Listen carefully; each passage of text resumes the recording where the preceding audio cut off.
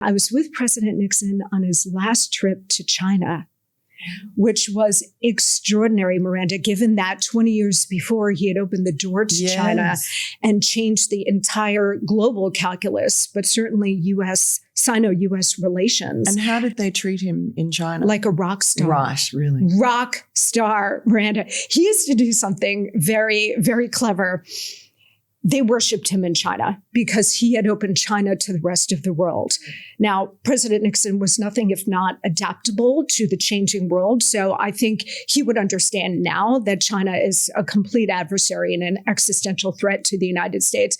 But then the calculus was that the Soviet Union was growing in power in real terms, in terms of their nuclear arsenal, their conventional weapons arsenal, and that the United States, being so constrained at the time by the duties and responsibilities and drag of the Vietnam War, that President Nixon's latitude, his ability to maneuver foreign policy was really restricted by Vietnam. It's what my PhD dissertation is all about. Really? Yeah. So I know this inside and out.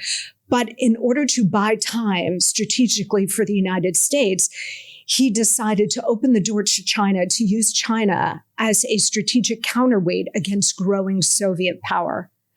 And now President Trump is doing almost or wants to, I think, do a reverse Nixon and try to improve relations with Moscow, to use Russia as a counterweight against growing Chinese power.